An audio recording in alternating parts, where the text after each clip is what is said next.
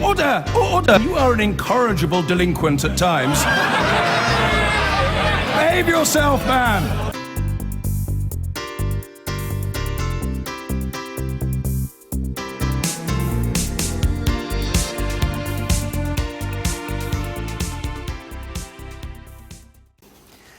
Police in Manchester say the number of people abusing a drug called spice has reached epidemic proportions, and it's putting pressure on public services. They say they had to deal with around 60 spice-related incidents over the weekend and have now launched extra patrols in the city centre. The banned drug can leave users looking like zombies, hallucinating, rooted to the spot or passing out. Frankie McCamley has the story. Slumped, zombie-like and barely conscious. We're told he's just taken spice. Another man meters away with similar symptoms. And everyone we speak to on the streets knows where to get it. It's around the central area, it's around anywhere really. Anywhere.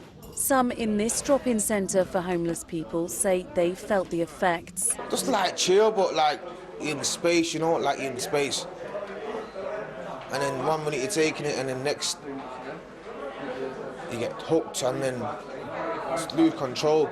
And others say the problem's not going away. It's a lot worse now than it was before, a lot worse. The reason why they're on this spice is because it's cheap. It's only £5 a bag, weed is £10 a bag, so they're all going for the spice where it's cheaper. The drug is a synthetic form of cannabis, but can be much more potent and is highly addictive. After being made illegal last year, it's now sold on the streets.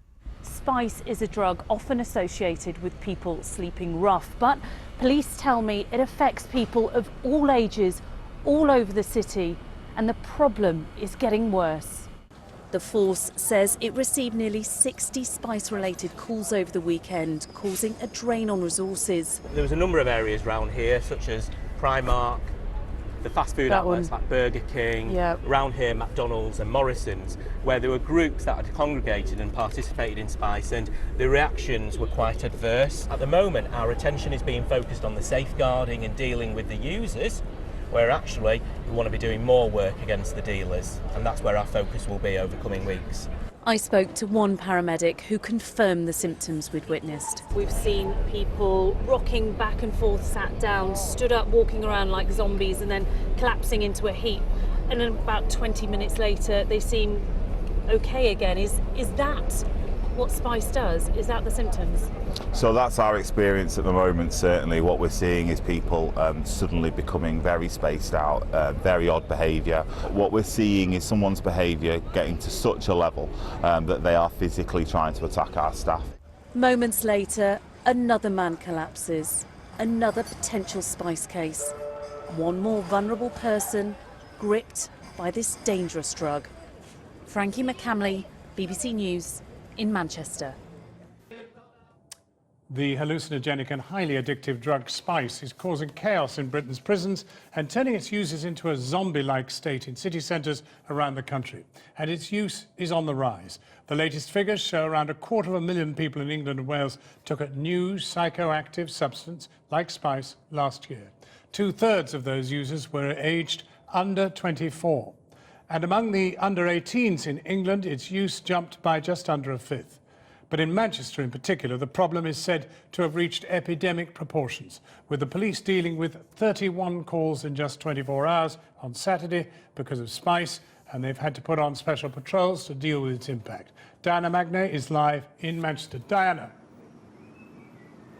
John, you can see spice users everywhere that you look in this city. This is not a problem that is hard to find. We were just in the central square talking to one homeless person who's just arrived at the soup kitchen where I am. And he says that in the couple of hours that we haven't been there, there have been 4 ambulances dealing with spice users there. And it is, of course, stretching resources in this city very thin. The police say that they're finding it difficult to do both support the very vulnerable users who are taking this drug and crack down on the suppliers, on the dealers, especially at a time when they're experiencing cuts in the police force.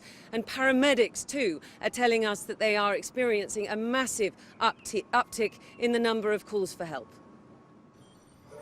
Just as we're about to film an interview with this paramedic, a tip-off from a passerby. She tells him there's a man in trouble down the street.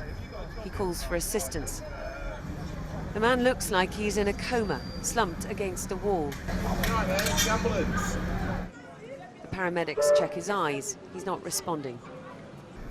They think it's another spice casualty, a drug that's ravaging Manchester's homeless community, popular too with young people.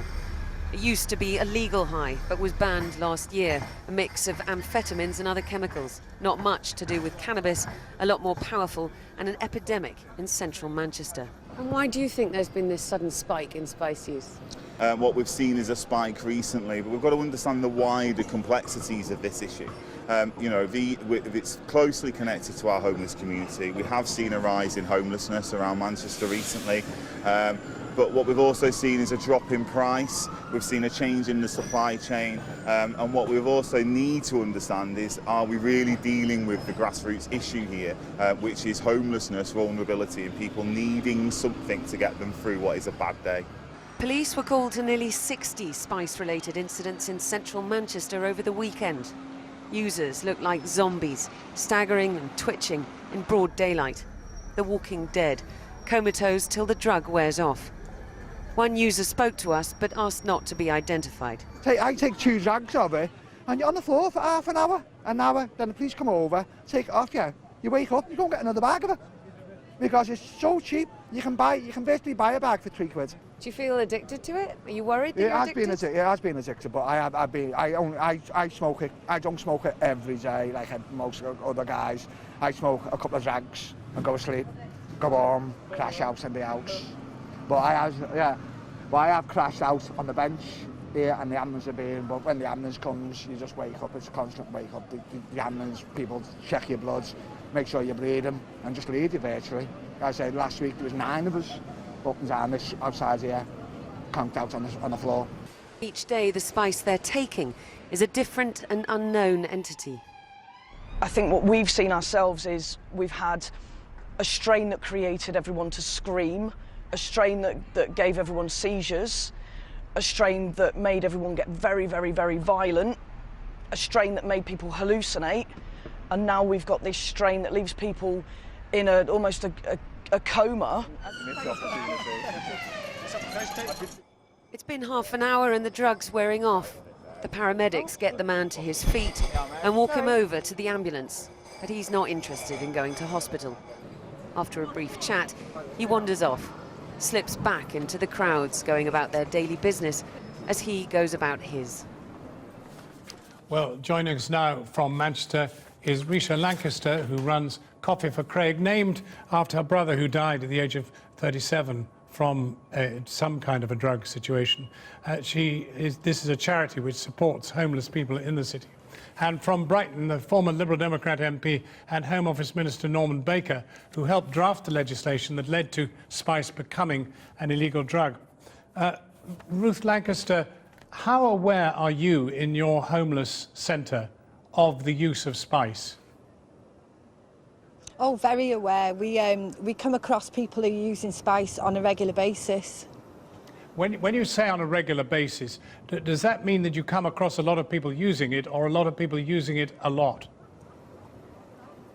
A lot of people using it, to be honest. I mean, we do 3 street kitchens a week, and there's probably 10, probably a lot more, but 10 people evidently using spice in each kitchen. And obviously, when you come across people using it, you're also presumably aware that somebody somewhere is dealing it in big quantities. Oh, definitely, yes. And are you aware of an upswing in usage in the last year? Yeah, there's definitely been an increase. I mean, it's been around for 2 to 3 years. There's been an increase, but I think the increase is due to the fact that how actually addictive spice is and how hard it is to come off it. I think that's why the increase in the use is sort of going up and becoming epidemic at this time. Norman Baker, you spotted that it needed to be rendered illegal to deal in it, but there is no illegality in possessing it. No, that's right, because it's very important, I think, that the resources that the police have are concentrating on those who are peddling these extremely dangerous substances.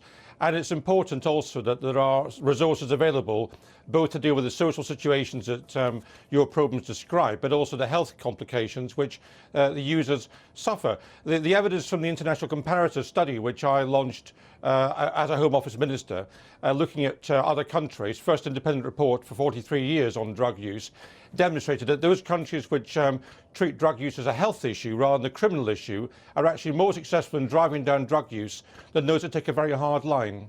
The difficulty at the moment, obviously, is that there's an upswing in the availability. And that really must mean that there is somebody somewhere, or there are some bodies somewhere, who have devised something which is worse than anything else that's on the street in terms of hallucinogenics and the rest of it, and is simply making money out of it.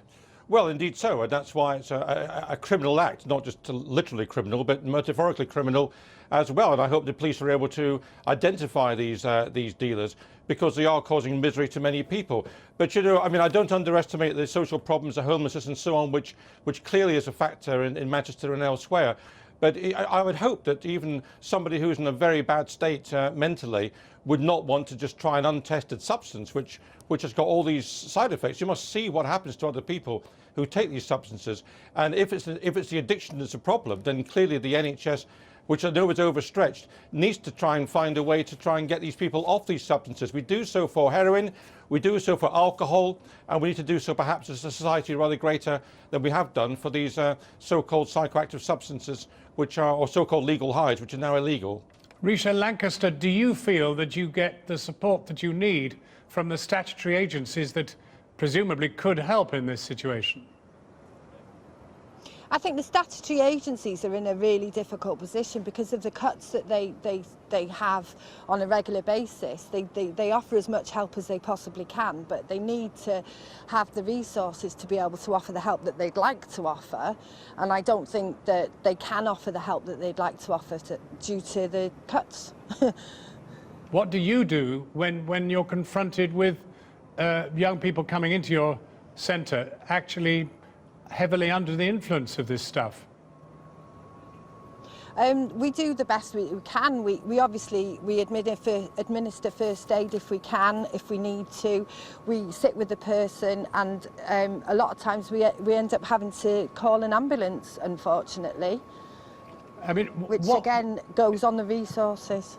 And what would you ask? I mean, here you are in a public situation. What would you ask of authority? What can they do? What could the government do that would would ease the situation that you're confronting? The government need to look at the situation. They need to look at education. They need to look at resources. They need to look at mental health resources and bringing the services back that are really greatly needed. And they need to look at the drug rehabilitation and how they can help the situation. And also they need to look at the situation from the source and how they can cut the source off. Norman Baker, I can see you nodding your head. I strongly agree with that.